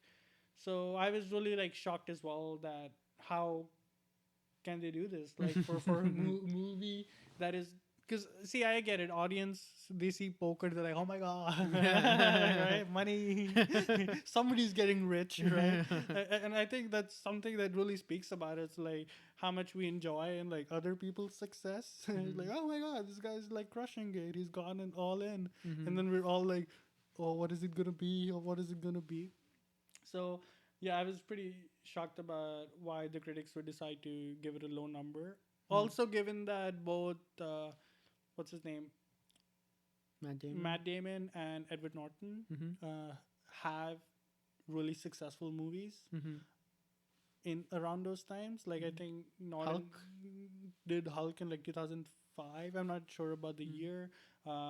Fight Club. He did Yeah, Fight yeah, Club. Fight Club. Right, like Hulk. Like Yeah. He did do Imagine. Hulk though. Yeah, he did do Hulk. He was really good Hulk. Um, and then obviously Matt Damon had done Jason Bourne. Jason Bourne as well as Good Will Hunting. Ocean's came later, right? Ocean Games later, but written by the same writers. Oh. Yeah, the screenplay for the movies was done by the same guys. I think their names are. It was Brian Koppelman and David Levian. They did Oceans as well, and I felt that connection from Oceans when he goes and picks up his Norton from Worm from the prison, Mm-hmm. right? Yeah. What do you think? Did they do a good enough job to be like show themselves as poker players? So the style of poker player is very varied. I think what they showed about how all of them being knowing each other, like when Mike goes and sits at the casino, and he sits and like all the people from the underground club were there basically, and the girl, Yeah. right? It's like they're all poker friends, and that's kind of how.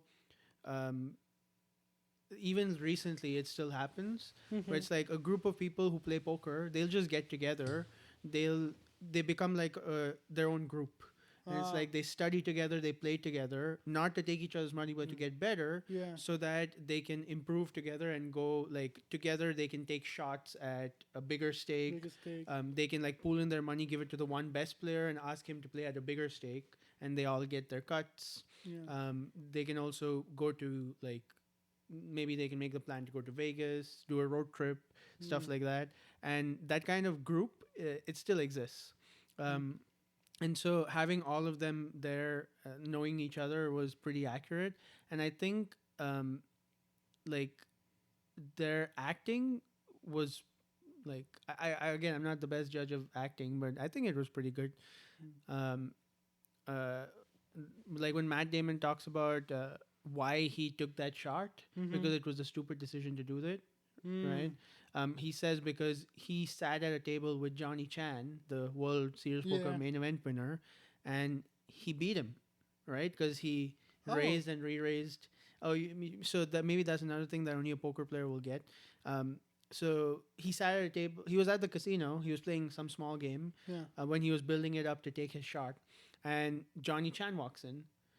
Right, this is the guy who just on the TV you saw won the main event. Is that when he's like, oh, I've done it before. I've sat down with the pros. When he comes and talks to Kanish with the yeah. Russian bathhouse. Exactly, yeah. And so basically, what happened in the hand, he had been so that Johnny Chan walks in, he sits at a table at the high stakes table, and he's just re-raising, betting everyone. He said, all the high stakes people came and started watching him. They were even playing there to lose money to him, just to say, "Oh, I sat at a table and I lost played." my money. Yeah, Yeah, exactly. Chan. So, so he goes and sits there, and that's why Kanish like, "How you didn't have the money?" He said, "No, you're right. I had 6,000, which for the buy-in of like 30,000 was not enough. Yeah. So I just sat there, and I just had like the bare minimum amount, the minimum buy-in. I folded for an hour." And then there was one hand he raised, it folded to me, and I was just like, this hand, I don't care about the cards, I don't care about him, I'm gonna win this hand. Yeah. So he's like, yeah, I re-raise. And it folds back to Johnny Chan. Johnny Chan re-raises him. Wow. Right? And then Matt or Mike is like, I'm gonna re-raise you again. Yeah. And then Johnny Chan folds. And then he folds and he's like, did you have it? And then Mike says, I don't remember. Genius. So he said that was his justification to Kanish, which was like, I sat at the table with the best, forget the best pros, with the number one. I beat him. So that's why I felt invincible and why I wanted to take my shot at KGB, because if I just win, I can go to Vegas and like ditch this whole law school, ditch everything. Yeah. And just like actually be a poker player. Poker player. And so that feeling was, I think, captured very well, which is a feeling that poker players will understand, and non-poker players will be like, "That's fucking gambling addiction." Yeah, right. That's what I was thinking about it, but yeah, you do say it in a good way that. Yeah, that's a feeling that very few would really relate to and understand. Like, this happened, and this is why he's like, no, I got it. Yeah, I'm good at it. Yeah. Right. So I think the actors, at least Matt Damon, did well. I think Worm was also great. Yeah, he plays that. Because we were talking about this in the previous week, that if you can have a character that you really hate at the end of a movie, Skylar Grey, right? Right. So that character has done such a great job of acting. That actor has done such a great job of acting, and even they both, right? They both actually used to go to these underground poker games to play. To practice? To practice. Oh, wow, okay. To get into the role, get into the habit, get into the... Because... That's pretty scary. It can get you killed. Yeah. Right? Because out there, they're not going as like, hey, back then, they weren't like, hey, I'm a famous Hollywood star. Maybe Edward Norton is like, hey, I'm from the... Can't talk about it. But they went and... Matt Damon actually lost $25,000 while playing, and that's just commitment to a role. Yeah, which fair enough. I don't see a lot happen in movies these days, right? Where you really feel the characters like giving it all. It's more like, okay, they're giving their dialogues. I mean, apart from with Joker, seems like everyone wants to give their everything for Joker to play the Joker. Yeah, Yeah, yeah. Joker is great, but see, like the last Joker movie, I don't think I saw it. great. You're not missing out Okay. at all. Zero. Like it was just terrible, Yeah. right? There was nothing, and like it's a huge part of the people who are writing the story, the people who are directing it, the crew that's helping making it, and the actors to really pull it off, right? And even those small things like him leaving law school to go and play poker is such a big reality for Hmm. like so many people who like find a passion throughout university.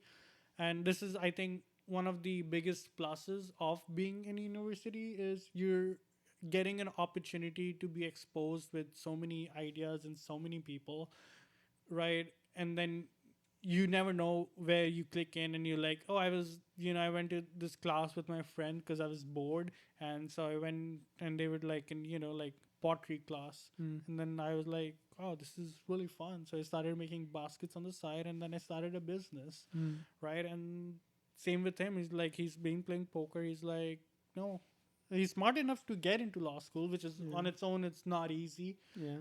And yeah, he does it, and then he's like, no, I'm gonna give it all up because his professor, who's an absolute legend, tells him like, hey, you gotta, be honest. Follow your passion. Yeah, Yeah, because be that's honest what with he did. yourself. Yeah, Yeah. like that's what he did. And The professor giving him that 10K too, so clutch. bro, I Yeah. was literally thinking if that was India and they would have asked their professor, he would have like, okay, just deposit the check after 3 days. Not even. Not even. Right? They're like, fuck off. Yeah, man. Imagine just like a professor. And that's a big thing that used to happen a lot before, education got capitalized, where you had, like, he goes and joins his professors playing the poker game, Yeah. right? Now, if you find a professor's playing poker game, every student is like, oh, how do I blackmail my professor and be like, hey, I saw them playing poker in the backhand, right? And it's just weird. So back in the day, I think things were like a lot more relaxed. Now people like leave school to like do OnlyFans, Oh, right? pays more than poker. Way more. Zero risk. I mean, there's a risk your dad might see it, but Is that a risk? hey, just means it just decides how your Christmas is gonna be. Uh-huh. Right? Or Thanksgiving. Do you have any favorite scenes that you felt, or like a dialogue that really took you like, oh man, it was nice. I think I've talked about a few dialogues, like verbatim. Um, Scenes. When I first saw it, him re-raising Johnny Chan, that was a pretty good scene because that was like, oh yeah, he beat the best. Yeah. Like obviously, you can't classify a best poker player. They've actually tried to do it. But that's a whole other thing. Um, but that scene when I started with the first time was pretty good. This time I saw it coming, so didn't have as much. Um, I always like the scene at the end when he says, "You're right, I flopped the nuts straight," and he shows the nuts, and he goes, "Motherfucker, he trapped me!" Chick, Yeah. chick, chick, chick, chick. That scene was so great. That's the great Russian accent. Yeah. I really like that scene, and then at the end, like pay that man his money. Money. Uh, Because grandma is about to go and beat him up. Yeah, Right? he said, And he's "Niet." like, yeah. He says, don't stop, don't touch him. He beat me straight up. Straight up. Yeah, so that seems also good. And Daddy keeps making like gay jokes at him, right? He's Yeah. like, just like all the young guys leaving me unsatisfied, and so he goads him into playing for more, letting it Yeah, ride. that was a big moment where I don't think I would have had it in me, but see, that's instinct where he was like, no, I'm not. You're trying to rile me up? No, I'm gonna come back and I'm gonna beat you. Yeah, Right. that was because he knew he could beat him. Mm-hmm. It was from the previous when he he already won. So he was Yeah. like, I know exactly how you play now.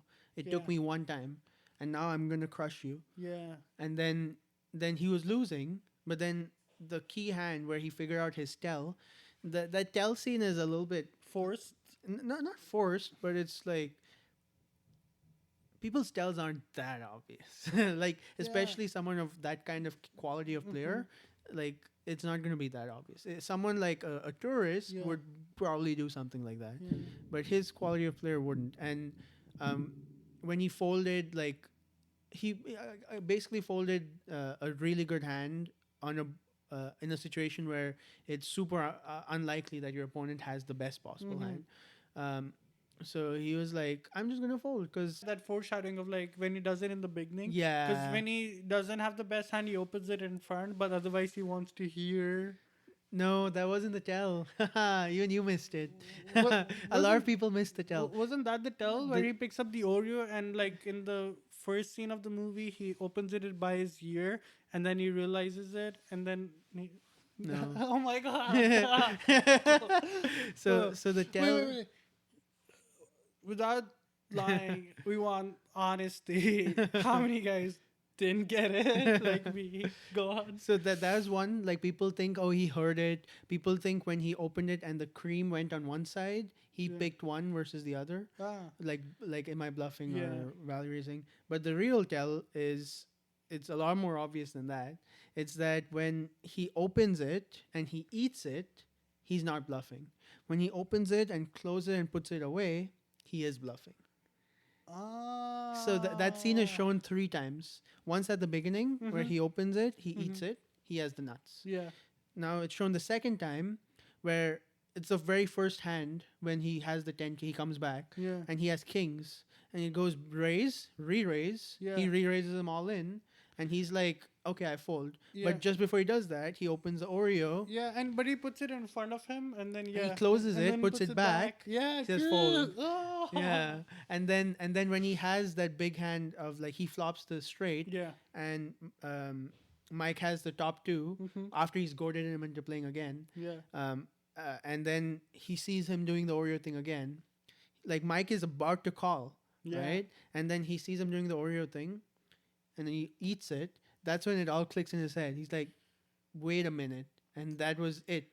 And then he's like, "I check and Yeah. fold." Oh, in my head it was like, oh, the sound of victory. And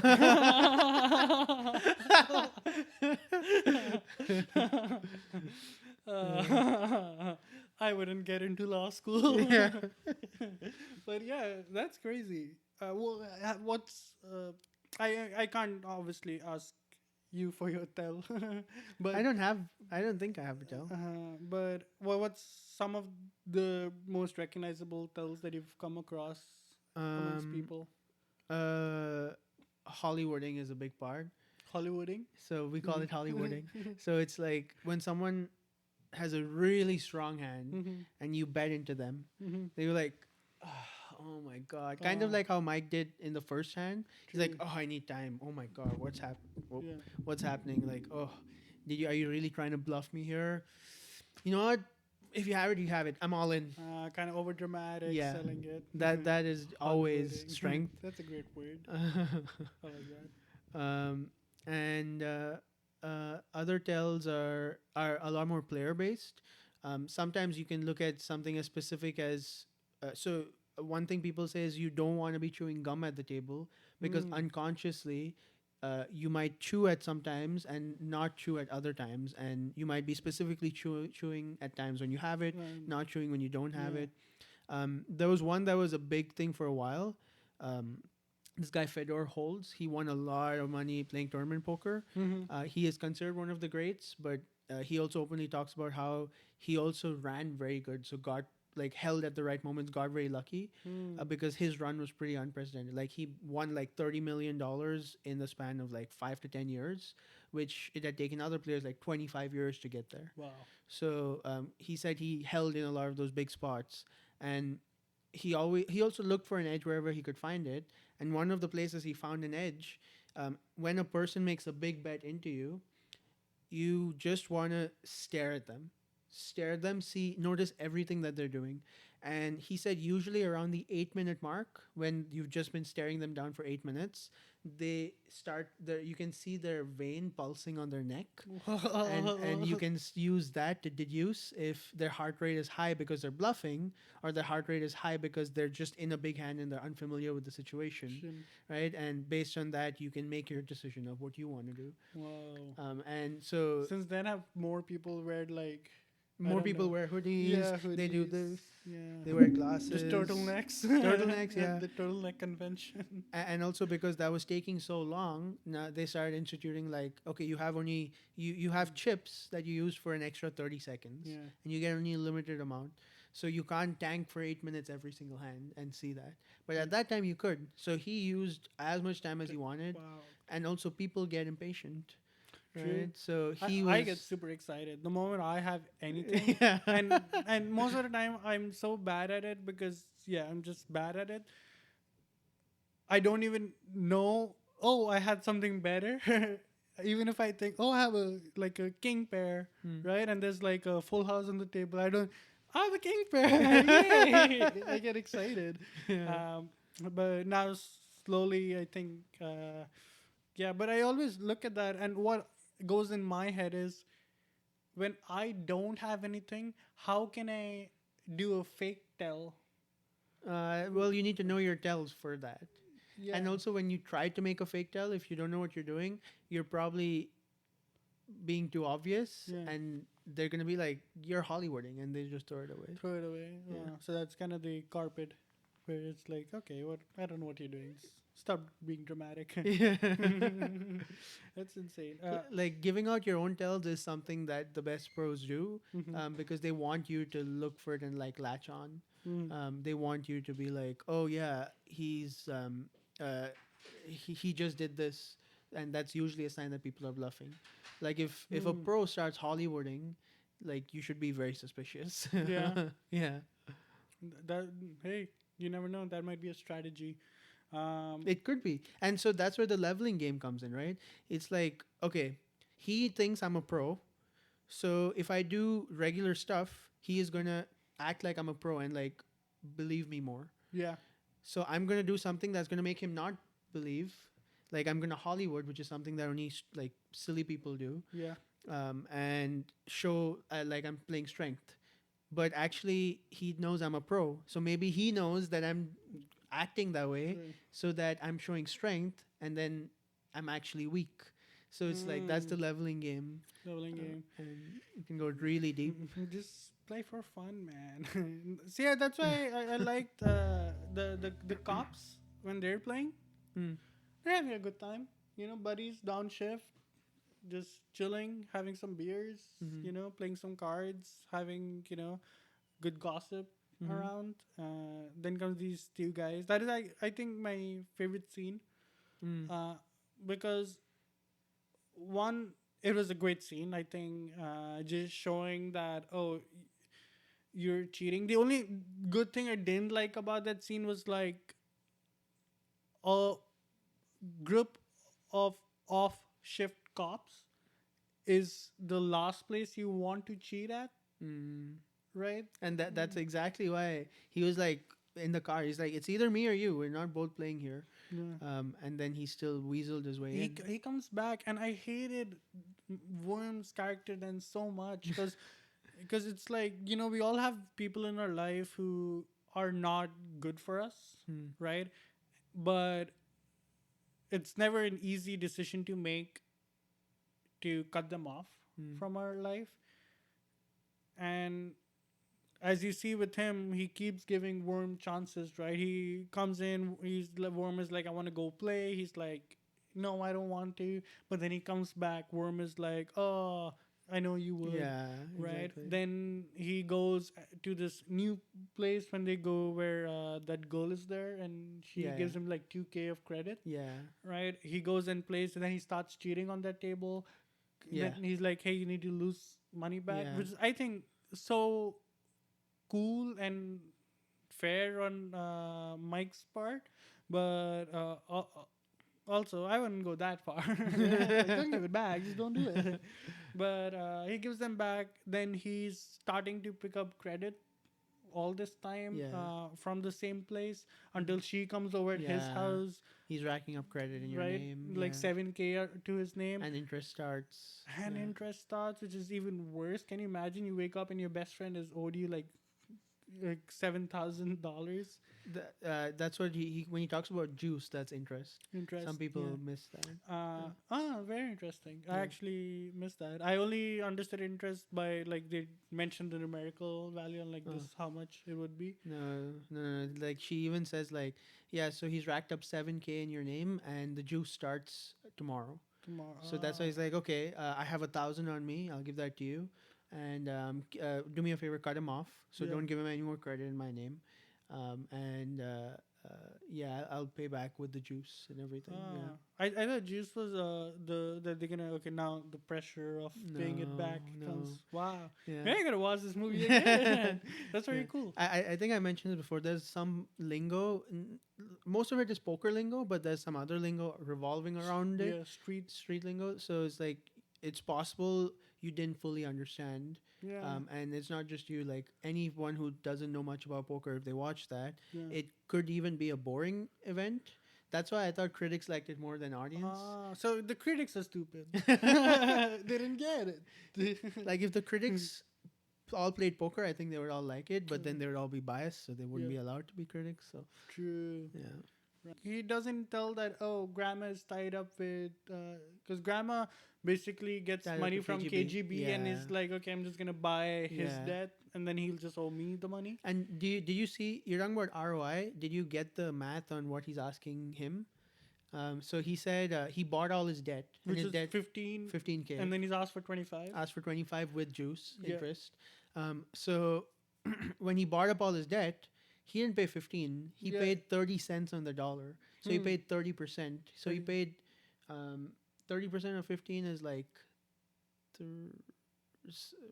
5K, Yeah. right? So he paid 5K for 15K debt Yeah. because that guy doesn't have much standing that his reputation is he's not going to pay back. Yeah. So the fact that they were even getting 30% back was already a big enough deal that they were like, sure. Yeah. And so he spent 5K and he's asking for 25. So it's like great Mm. ROI for him. Yeah. So business decision is great, Yeah. and especially because he's not against beating the shit out of him. Yeah. Right? I mean, also you need to be able to beat the shit out of Yeah. somebody to, be like, you got to be a gangster to be a gangster. Yeah. Right? Yeah. And there was this really good line when Worm comes and then he's like talking to Mike and that girl in that underground poker place, and then she's like, "Okay, Worm, don't wiggle away." Oh yeah, yeah, Right? yeah. I felt like that was like really cool writing. Obviously, this That's movie has funny. like great quotes. That police fight scene. The judge's game also when he comes and calls out what Yeah. everybody has. I've seen that. Who's that? Helmet? Phil Helmet. Full helmet. I've seen videos of him. Whenever online I see sometimes, and the ability to call out what the other person has, I think that's like psychic power cool. I mean that's bullshit. Don't ruin it for me. Okay. But tell me, is it easy? It's not possible. Yeah.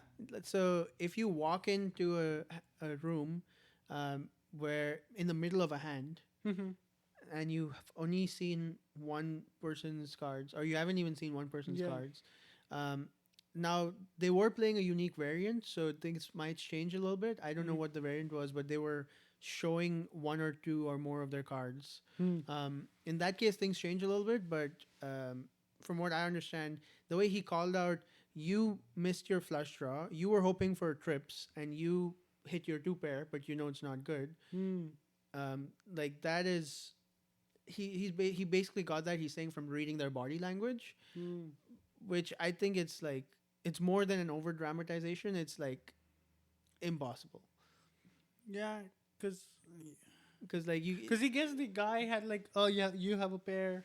yeah, and like doing that is kind of impossible given the scenario where he walks in midway through a hand. Yeah. He has not seen any of the action. Yeah. He has seen a limited amount of cards, and just based off people's reactions of the cards they're getting, he's making these assumptions.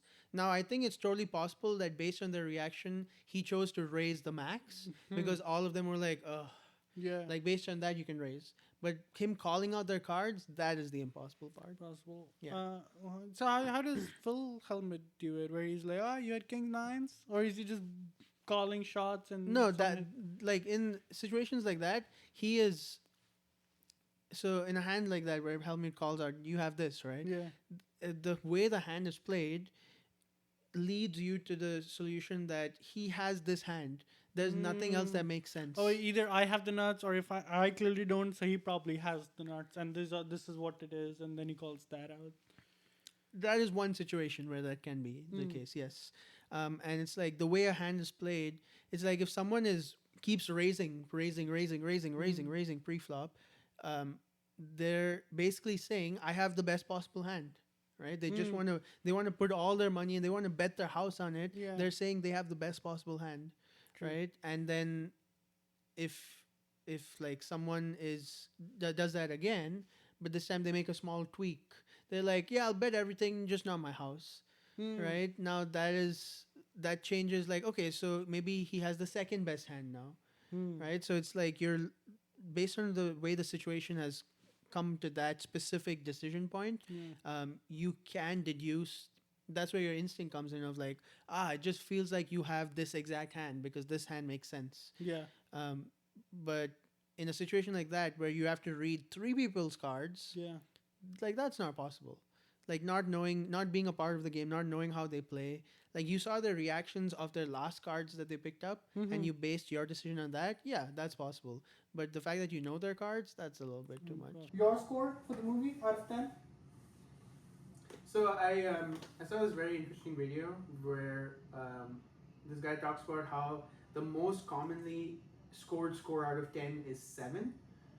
Because people feel like that's the best score that doesn't offend them, but also doesn't tell them it's incredible. Because like if you don't really have a very strong opinion, you don't want to influence them. Yeah. So if someone scores at 7, you always want to ask them, if you couldn't score at 7, how much would you score? And if they say 8, then it's more on that they liked it. If it's 6, it's more on that they didn't like it. Okay. So based on that logic, I scored an 8. 8. Yeah. Nice. So you liked it. Yeah. Nice. So you could have just said 8. but my real rating was 7. Yeah. So Fair. My score is also an 8. I think the only two things that took away was they could have removed Worm's character a little bit sooner. that's interesting because I would even argue that they let him go too early, because like one of the parallels I found in the movie was every time Mike talked to someone, was playing with someone, it was always all of them having a good time, including Mike, even though Mike was winning money. But whenever Worm was there, it was always Worm having a good time, everyone else not having a good time, and Worm winning money. So it was like the duality of how the same person basically can go about doing this two different ways.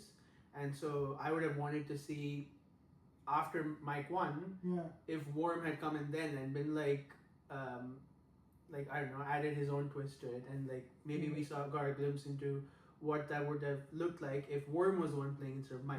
Maybe he would have lost everything and been in twice as much debt. A lot of the movies we see nowadays, they have too many plot lines going at once, and then you're always shifting. But this whole movie is kind of just centered just around one, like Mike, and you just see him going through the thing. And then you have Edward Norton, who plays Lester, a Worm. I think fantastically done. Since the prison scene, he's kind of like sketchy person, right? He like dupes those people out of like smokes, but you also he gives it back though.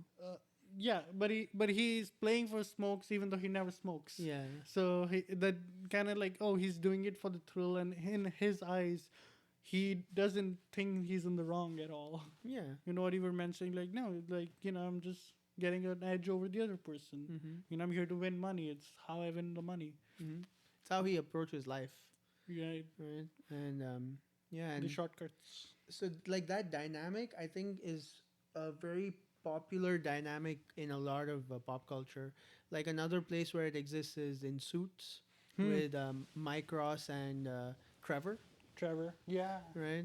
It's pretty much the exact same dynamic, Yeah. except we see more on, which is Trevor cleans up his act, right? Yeah. And he goes like straight, Yeah. but we don't see that about And Worm. honestly, Mike Ross, come on, you were dealing drugs, man. Like really. But yeah, that and it's really cool to see like that duality of like characters, but they're still friends.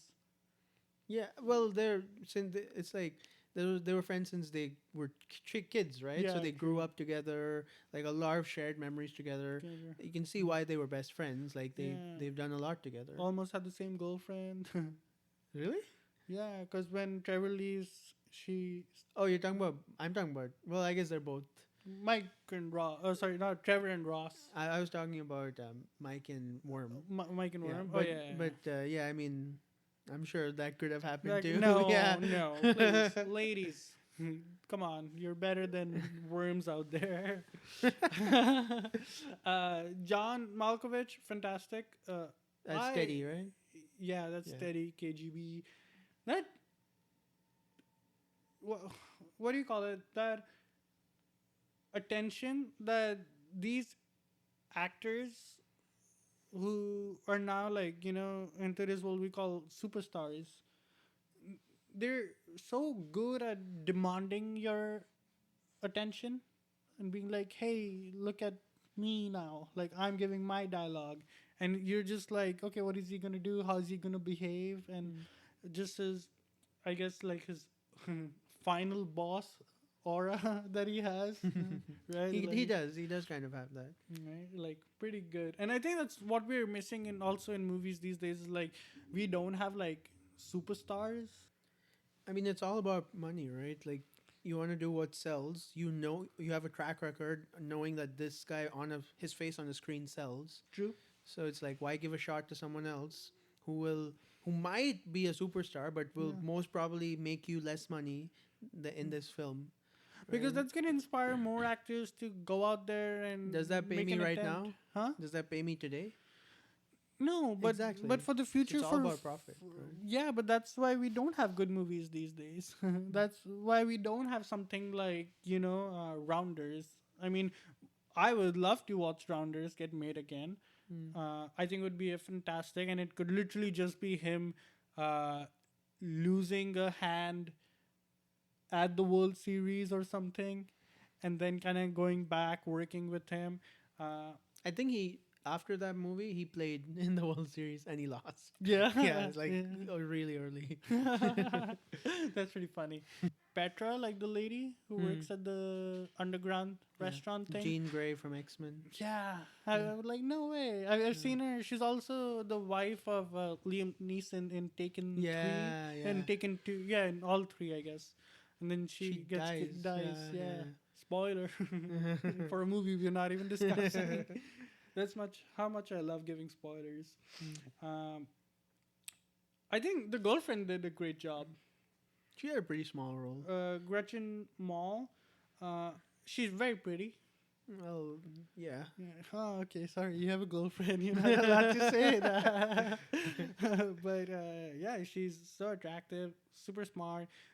Her dialogue delivery was so nice, with like the pointed pauses. She played the girlfriend role well, I think. Mhm. Especially the girlfriend of a poker player. I think she played that Yeah. really well. And when she could communicate with him in poker terminology, Oh, yeah. right? It's like, hey, no, That was like throwing yeah, it in his shade. face, like, hey man, Uno I beat you reverse. at what you, yeah. Right? And obviously, Professor by Martin Landau. The main professor who gives him the money. Ave Petrovsky. I have a feeling he's dead. He's with Gandhi. Gandhi. Yeah. Probably chilling somewhere out there. He won an Oscar Oh wow. for a movie called Ed Wood. Never seen it. That's something about the director too. Like until the 1990s, until the end of the 1900s, he was like working in a lot of movies. He did a pretty famous movie called Kill Me Again, I think. Val With- Kilmer. Yeah, I'm kind of inclined to go and watch it. A lot of older movies on your list then. Yeah, and then He's been in Yellowstone, the TV show, Breaking Bad, as well. He's Oh, as a writer? as Oh, a writer director in yeah. some vicinity. So I think that's like always pretty cool to see. Looks like that's our time. Thanks for joining us on In Between the Scenes. Think you could have outbluffed KGB? Let us know about your worst beats in the comments. If this episode stacked your chips just right, follow the show, rate us 5 stars, and keep us in your hand. Because in podcasting and poker, it's all about playing the long game.